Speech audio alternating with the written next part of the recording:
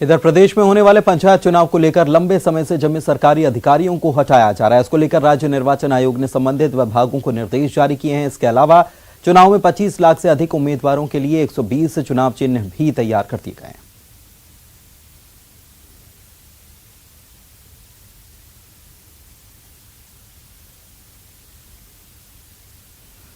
सूबे के दो दिग्गज नेता ज्योतिरादित्य सिंधिया और दिग्विजय सिंह के बीच इन दिनों एक दूसरे के खिलाफ बयानों की बरसात हो रही है।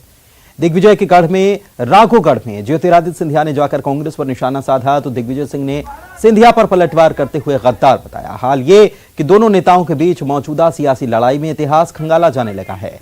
दिग्विजय सिंह न सिर्फ कांग्रेस की सरकार गिराने के लिए सिंधिया को जिम्मेदार ठहरा रहे हैं बल्कि लेन देन का आरोप लगा रहे हैं। यहां तक कह दिया कि गद्दार की पीढ़ियां भी गद्दार निकलती हैं।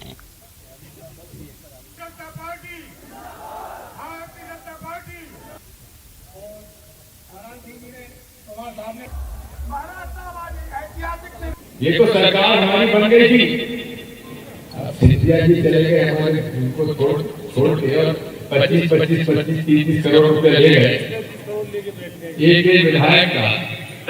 अरे कांग्रेस के साथ गद्दारी कर गए तो इसका मैं क्या करूं? किसने सोचा था? जनता ने तो कांग्रेस सरकार बना दी थी। और देखो इतिहास इस बात का साक्षी है, एक व्यक्ति गद्दारी करता है तो उसकी पीढ़ी दर पीढ़ी गद्दारी के गद्दारों के नाम से जानी जाती है। कुछ लोग तो ऐसे होते हैं जो प्रधानमंत्री जी ने कहा है कि चुनौतियों में अवसर ढूंढना ये भारतीय जनता पार्टी की सोच और विचारधारा है।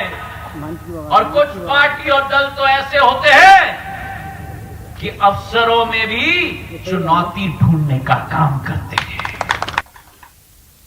वहीं दिग्विजय सिंह के गद्दार वाले बयान को लेकर बीजेपी ने जोरदार हमला बोला है। बीजेपी प्रवक्ता पंकज चतुर्वेदी मीडिया के सामने एक लेटर लेकर हाजिर हो गए। उन्होंने बताया कि यह खत दिग्विजय सिंह के स्वर्गीय पिता बलभद्र सिंह ने अंग्रेजों को लिखा था।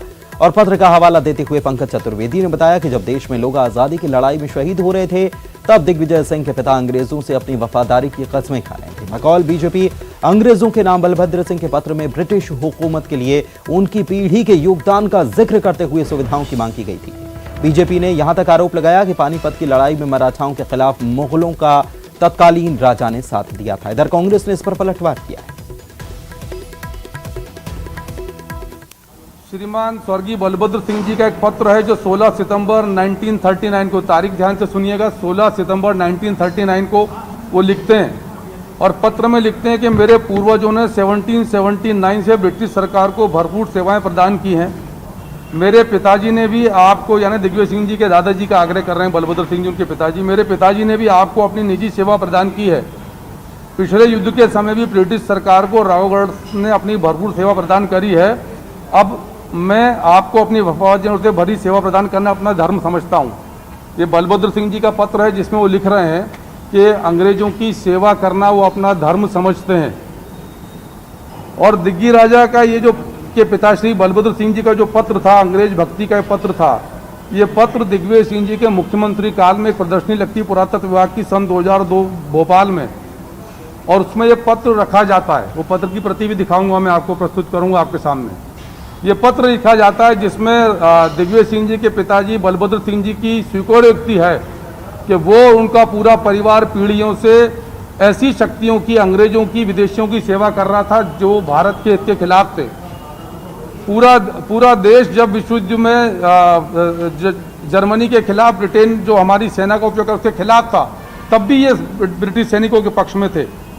और इतिहासकार राजा रघुवीर सिंह जी के अनुसार मुगलों की वफादारी के बदले पानीपत की तीसरी लड़ाई का जिक्र कर रहा हूं मैं, कि तत्कालीन जो राजा थे उन्होंने मराठा सेनापति सदाशिवराव भाऊ को सहयोग करने से इनकार किया और मुगलों को सपोर्ट किया।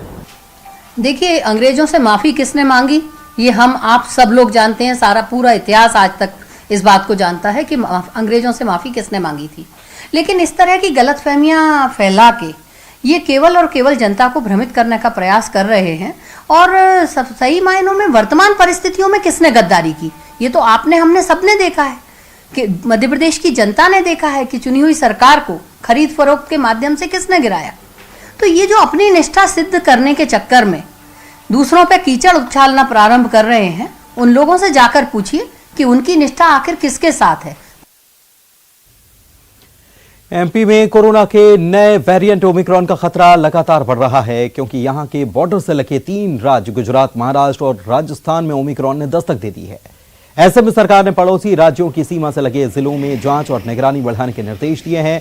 साथ ही इन राज्यों से होकर आने वाली ट्रेनों की यात्रियों की कोरोना जांच भी अनिवार्य कर दी गई है और की जा रही है। गृह मंत्री ने कहा है कि राज्यों से लगी सीमा पर चौकसी बढ़ाई गई है।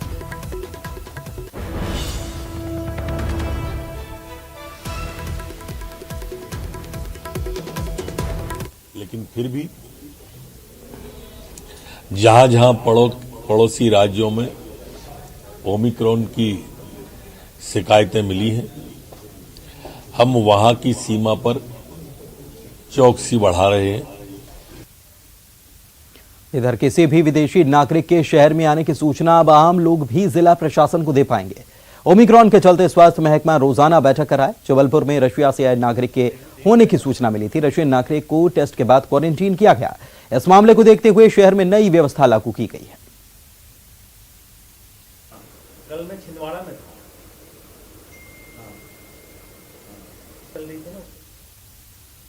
वही कोरोना के नए वेरिएंट ओमिक्रॉन को लेकर सरकार ने पड़ोसी राज्यों से आने वाले यात्रियों की चेकिंग करने और उनका टेस्ट करने के निर्देश तो दिए हैं, लेकिन सरकार के निर्देश के बावजूद अब भी कई जगहों पर पालन नहीं हो रहा।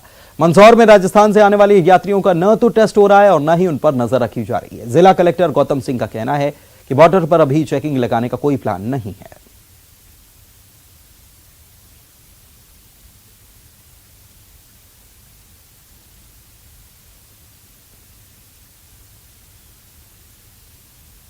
होमगार्ड स्थापना दिवस आज है और इस पर मंत्री नरोत्तम मिश्रा ने होमगार्ड्स के जवानों के लिए एक बड़ा ऐलान किया और होमगार्ड के जवानों को 3 साल में कॉल ऑफ करने का ऐलान किया। पहले हर साल 2 महीने के लिए बिना वेतन के छुट्टी दी जाती थी, लेकिन अब 3 साल में 2 महीने का कॉल ऑफ मिल सकेगा। जवानों को भोजन भत्ता दिए जाने का ऐलान पहले ही किया जा चुका है। होमगार्ड के जवानों का मनोबल बना रहे, इसलिए ऐलान किया गया है।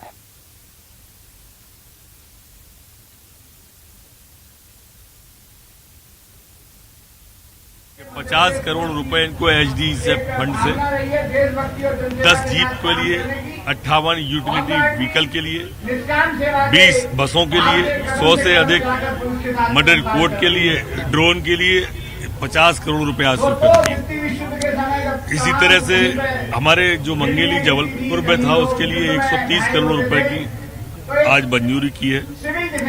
और जो हमारे समस्त होमगार्ड के जवान थे, जो हर साल 2 महीने का उन्हें कॉल ऑफ मिलता था, उसे अब 3 साल कर दिया गया। मनोबल ऊंचा रहे, आत्मविश्वास से भरे हमारे होमगार्ड के जवान रहे, उसका डेमोन्स्ट्रेशन आप सबने